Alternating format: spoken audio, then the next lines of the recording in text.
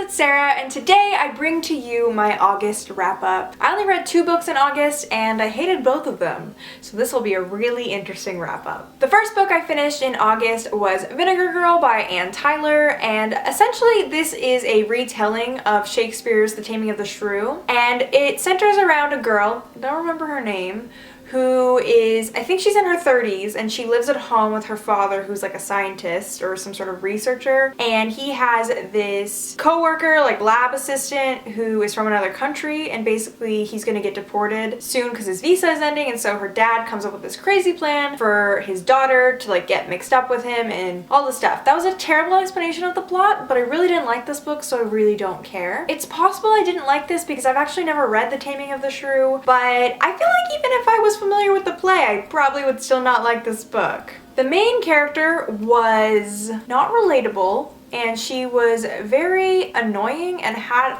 a lot of attitude, and she was very curmudgeon-y. She was just very like grumpy all the time, and I just personally couldn't relate to her or really have sympathy for like any of her plot, and she just was very mundane and boring as well. I feel like this book overall had a lot of gender stereotyping. Like, I remember there was a section where they were talking about housekeeping, and they said like you should just leave men out of housekeeping because it's a woman's job.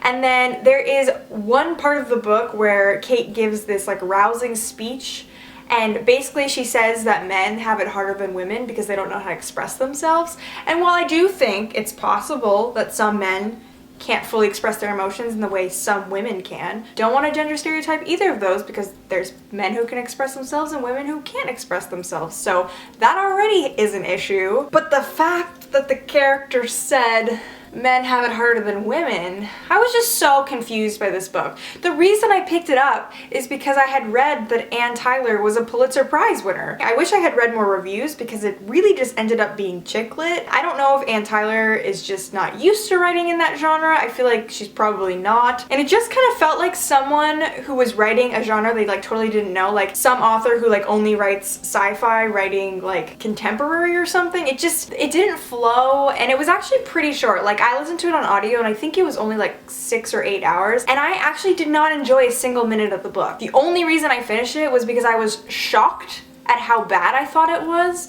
and I just couldn't believe a book wouldn't get better at all, like at all. And so I gave this book 1 star. I would even argue that I could give it 0 stars. I didn't like this book at all. So the second and final book I read in August was November 9 by Colleen Hoover. And let me preface this review by saying I don't often read new adult. I think this might actually be one of the first new adult books I've ever read. I've always had a feeling that it's a genre that I would not enjoy, but I decided to pick up this Colleen Hoover book because everyone's obsessed with Colleen Hoover. It centers around this girl named Fallon, and I don't remember the guy's name. They meet on November 9th, and they make this pact that they're going to meet up every November 9th for the next like 5 years or something, and they won't talk or have contact in between each November 9th.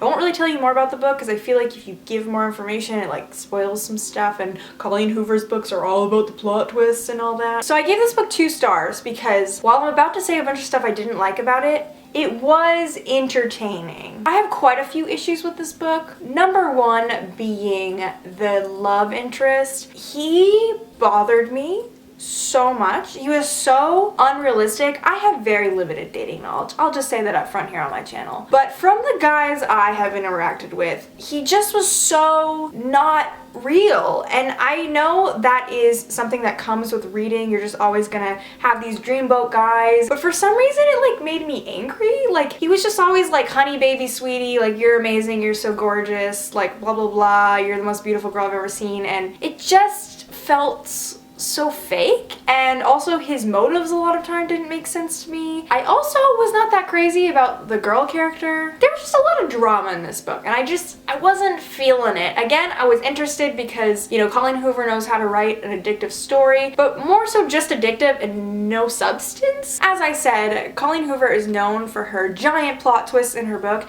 and this one sure had one, and I did not like it. I literally wanted to break my phone where I was listening to the audiobook when the twist happened. I thought it was the dumbest and most infuriating thing that could ever happen. This book was already ridiculous. You just wanted to make it more ridiculous? And I know this is a well-loved book. You're probably listening to me and you're like, Colleen Hoover is the best author ever. I thought her writing was mediocre.